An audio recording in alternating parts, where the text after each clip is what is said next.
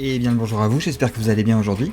Alors, nouvelle découverte et récemment j'ai pu m'entretenir un peu avec Louis Galtier, à qui on doit justement la dernière découverte que j'ai fait sur un animal totémique, c'était le loup de Loupian.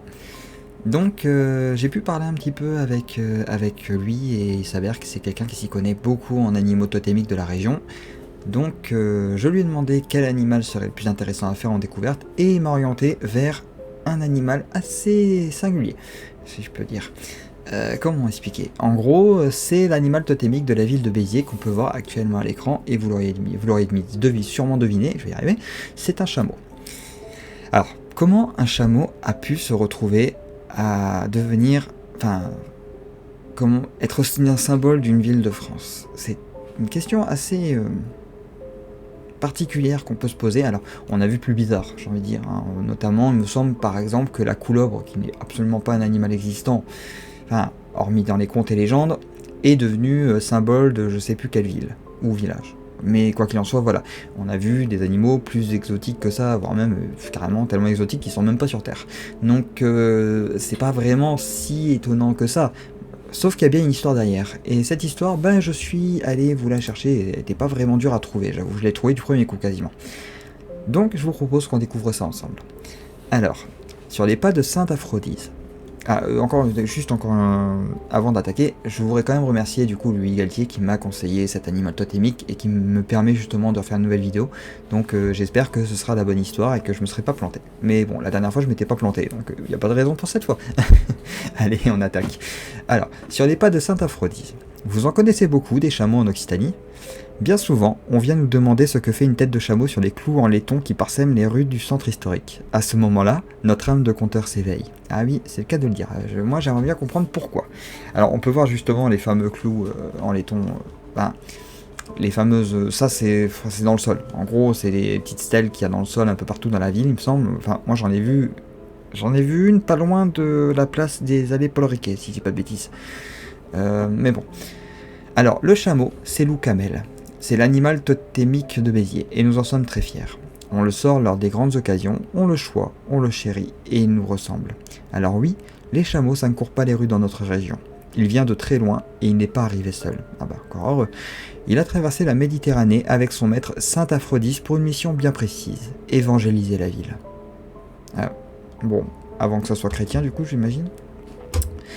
Un saint venu d'Égypte. Ouais, ça aussi d'ailleurs. Saint Aphrodise, on ne sait pas trop où il est né, ni quand, mais on suppose qu'il a fait son apparition au courant du 1er siècle, et qu'il était prêtre d'Hermès à Héliopolis.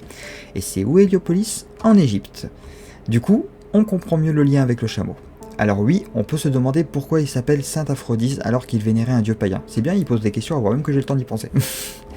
Il faut savoir qu'à l'époque, une certaine famille et surtout un certain bonhomme commençaient à se faire connaître. Jésus de quelque chose. Ça vous parle? C'est lors de leur rencontre que Sainte Aphrodise décide de dire adieu aux païens et bonjour aux chrétiens. Après la passion du Christ, afin de fuir les persécutions et de prêcher la bonne parole, voilà notre ami en route sur son beau cheval blanc, son chameau loup camel. Mais quelle idée de quitter une terre païenne pour une autre. Et oui, parce que c'était romain, oui, bah c'est romain, il le dit juste en dessous. Arrivé à Béziers, il se heurte aux Romains, qui voient d'un mauvais œil la venue de cet homme. En moins de temps qu'il n'en faut pour dire, soit d'acquis, voici notre ami condamné à la décapitation. Misère. Mais sur la place Saint-Cyr, proche des arènes romaines, c'est un véritable miracle qui se produit. Ça attendra le message. Et la légende naquit.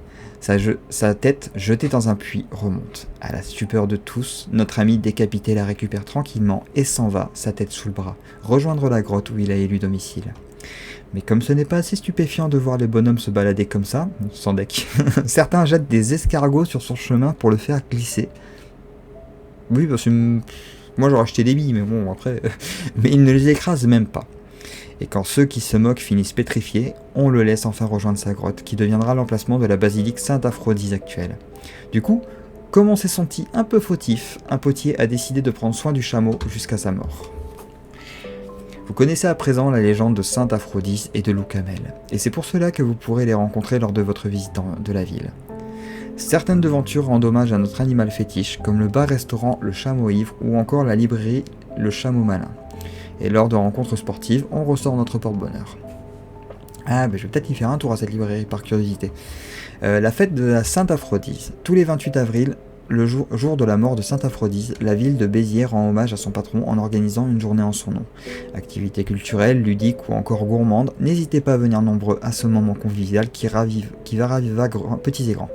Ça se passe à partir de 10 h sur la place Sainte Aphrodise, pardi. Je crois que je suis déjà allé à cette fête, ça me dit quelque chose. Par contre, j'en avais pas saisi la teneur, mais j'ai déjà dû y aller. En avril, j'ai déjà... Ah bah on voit les fameux clous que je vous parlais tout à l'heure. Bah, ah, c'est pas là où je crois que j'ai... Il me semble avoir vu une plaque, si c'est pas de bêtises, dans les allées pas loin... Enfin bref. Quoi qu'il en soit, on a fait le tour de cette histoire. Et j'espère qu'elle vous a plu. Moi perso j'ai bien aimé. Bon, c'est une petite histoire simple mais qui en dit long. Je pense que pas mal d'animaux totémiques sont issus d'histoires chrétiennes. À mon avis, ça m'étonnerait pas en vrai. Donc...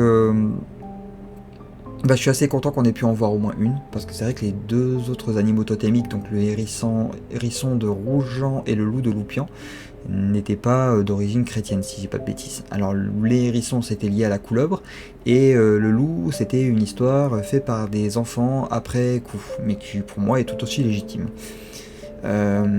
Donc l'histoire du chameau de Béziers me fait plaisir en un sens, parce qu'au moins on voit un petit rattachement avec la religion, qui est assez importante dans notre pays, on va pas s'en cacher, c'est quelque chose de très culturel, c'est quelque chose de très ancré, on le retrouve dans pas mal de contes, dans pas mal de légendes, dans pas mal de mythes, enfin voilà. Et donc forcément ça m'étonne pas de le voir attaché à des animaux totémiques aussi. Bon, j'espère que cette vidéo vous a plu et que cette légende vous a plu, une petite découverte fort sympathique que j'ai beaucoup appréciée à titre personnel. Je vous retrouve la prochaine fois. Alors, avant d'enchaîner sur la suite, n'hésitez pas à partager vos histoires, vos contes et vos légendes proches de chez vous, ou même quelque chose que vous avez trouvé sur le net, ou même si vous avez la curiosité d'aller chercher, n'hésitez pas à y aller et me partager ce que vous trouvez. Car moi, ça va m'aider à faire des vidéos, notamment des découvertes comme là, je viens d'en faire une. Ça m'aide pour ma chaîne, ça m'aide à développer ma chaîne aussi au passage, ça m'aide à me développer moi, parce que ça me force à faire des lectures en direct, de faire du direct, donc un peu mon acting aussi, parce que c'est vrai que c'est encore beaucoup de travail à faire. Donc n'hésitez pas à me faire parvenir n'importe quoi, tant que je peux m'en servir, même si c'est qu'un nom, j'irai faire la recherche moi-même s'il faut, ça me dérange pas. Mais au moins ça m'oriente vers quelque chose. Et franchement, ça peut que m'aider. Donc si vous appréciez mon contenu, et si vous voulez me soutenir à votre manière, ça peut être une façon de me soutenir. Vous pouvez aussi liker, vous abonner, ou simplement regarder les vidéos et prendre du plaisir devant, vous passez un bon moment. C'est tout ce que je souhaite moi de mon côté. Mais c'est vrai que je dis pas non si on peut m'orienter vers des nouvelles histoires, parce que je les découvrirai peut-être pas autrement que par vous. Donc n'hésitez pas à faire un petit pas vers moi, ça me fera vraiment plaisir. Et si vous voulez pas le faire, il n'y a aucun souci, il n'y a aucune obligation. Mais c'est juste, voilà, si vous souhaitez un petit peu soutenir mon travail et m'aider à votre manière, ça me permettra de faire de nouvelles découvertes. Et moi, ça peut être qu'un enrichissement à titre personnel et un enrichissement pour la chaîne. Donc voilà, n'hésitez pas. Quoi qu'il en soit, je vous retrouve dans la prochaine vidéo, et ce sera du coup une fable de La Fontaine. Ensuite, on attaquera un nouveau département. J'espère qu'encore une fois que cette vidéo vous a plu, et je vous souhaite un bon début de semaine.